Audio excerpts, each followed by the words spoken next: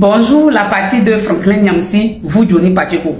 On apporte notre soutien à un frère qui est dans le besoin. He need our help.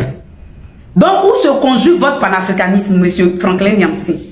Comment se conjugue votre panafricanisme, monsieur Franklin Nyamsi? Si on veut s'en tenir à vos propos en disant que quoi, Johnny Pacheco a passé son temps à insulter tout le monde et aujourd'hui là, il fera mieux d'aller se mettre dans un monastère pour chercher c'est-à-dire que le pardon divin. Vous n'avez pas insulté les Maliens, vous n'avez pas insulté les autorités maliennes, vous n'avez pas insulté le général Assimi Goïta qui était colonel en son temps. Mais aujourd'hui vous vous vaudrez au Mali, vous vous tripardouez au Mali, vous vous exhibez au Mali, vous êtes à l'aise au Mali là. Si les Maliens voulaient être rancuniers comme vous là, they will not forgive you, really. They will close their door for you. Really? Mais les Maliens là, ils ont un cœur d'or. Le président malien a un cœur d'or. Il vous a pardonné. Est-ce a dit que ce que vous avez fait là, c'était pardonnable?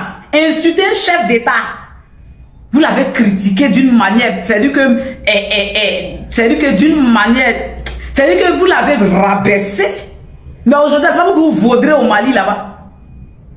Johnny Pacheco, il n'y a pas un cyberactiviste qui a le plus souffert que ce monsieur-là.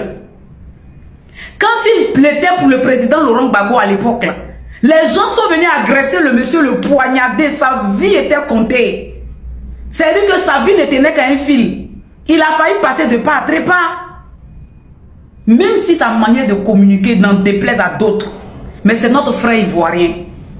Monsieur Franklin Nyamsi. Monsieur Soro Guillaume, pour qui tu es le conseiller là, il a écrit un livre et il a dit, j'ai fait la rébellion.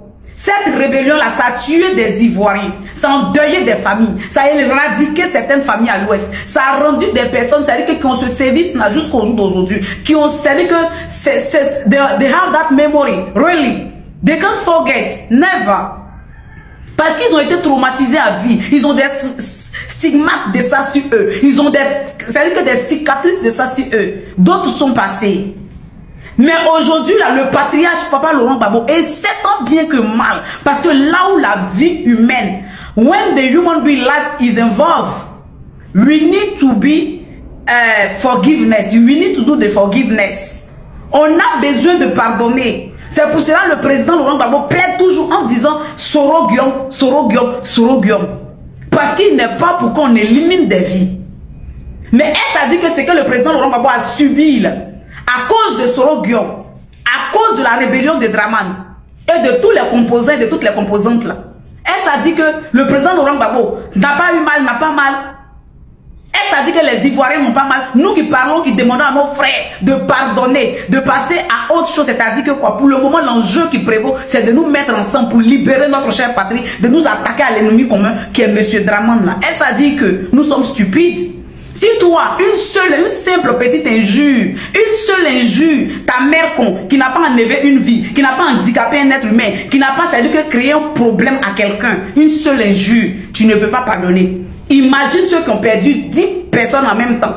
Imagine ceux qui ont des cicatrices sur eux jusqu'au jour d'aujourd'hui, dues à la rébellion. Imagine ces personnes-là. Tu veux qu'ils pardonnent à Soro Guillaume? Dans ce cas, tu es dans le parti de Soro Guillaume, là. Tu es Soro Guillaume ou bien tu es là contre Soro Guillaume. Tu travailles pour Soro Guillaume, mais tu travailles contre Soro Guillaume. Et ce même Soro Guillaume que tu es son conseiller là, il a appelé son frère ivoirien, sachant bien que Johnny Pacheco l'avait insulté à Foutada Baba Lami, dit qu'elle était enceinte de lui. Mais il a vu que ce sont des paroles. Mais quand ton frère est en difficulté, on ne tire pas sur l'ambulance. Si tu ne peux rien dire, tu la fermes, tu la boucles. You shut your mouth. Really? Pour venir dire qu'il n'a qu'à aller à l'église. Mais toi là même, tu devais aller au couvent, Franklin Nyamsi. Tu devrais aller au couvent. C'est-à-dire que tu es sans gêne, sans scrupule, sans honte. Tu es en train de te vaudrer au Mali là-bas, là, tu es sans gêne. Tu es né avant la honte. Tu as insulté les Maliens aussi. Tu as insulté les autorités. Johnny Pacheco aujourd'hui, sa vie en danger. Pourquoi? Mais le fait que Johnny Pacheco soit parti au RDL, il a été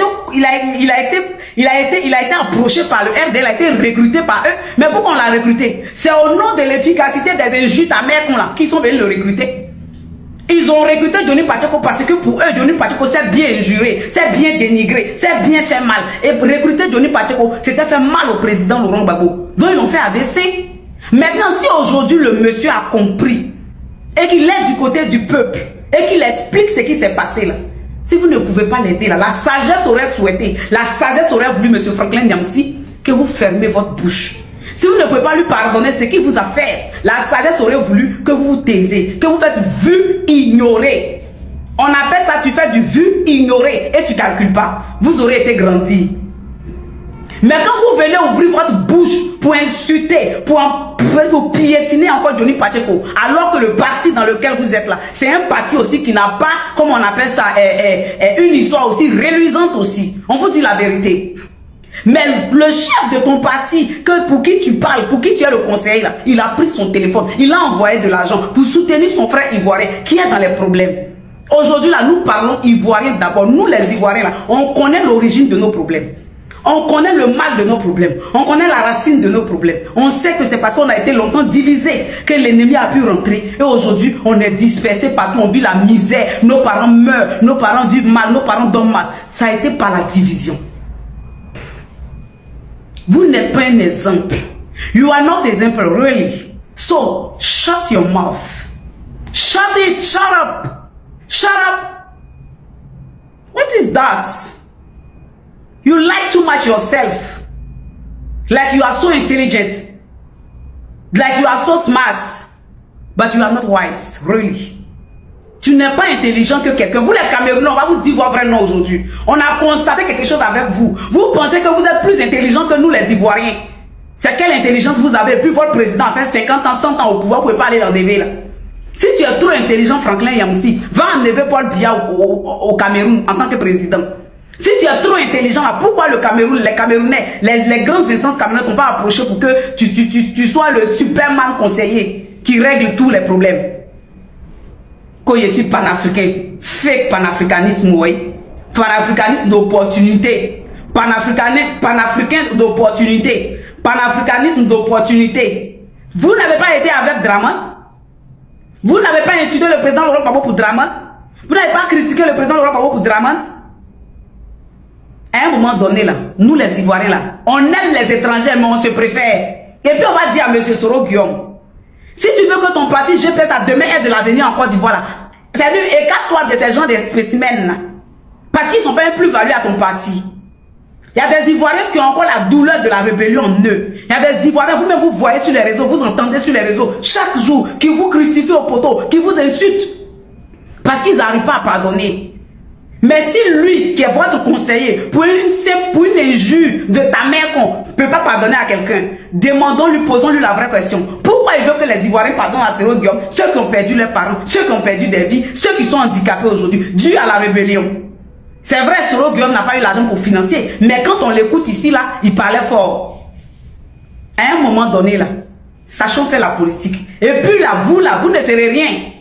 Vous là, demain, là, c'est pour venir dire que je peux être président parce que c'est vous, ces gens de personnes là. C'est vous les Draman bis là. C'est vous les Draman bis là. Vous êtes là, vous rôdez autour de nos politiciens. Pour que demain là, vous venez vous afficher pour dire que votez-moi, je suis ivoirien parce que ma femme est ivoirienne, donc je serai candidat, je peux être président. On ne veut plus de ça en Côte d'Ivoire. Si M. Soro Guillaume, le président de l'Assemblée nationale, a pu pardonner à Johnny Pacheco, si vous ne pouvez pas le pardonner là, quittez le parti de M. Soro Guillaume. Parce que lui aussi, il a fait du mal aux Ivoiriens. Mais nous essayons tant bien que mal d'essayer de passer à autre chose pour sauver la nation parce que lui, il est un Ivoirien. Donc, monsieur, fermez votre bouche. Le morceau de bois duré dans l'eau, c'est la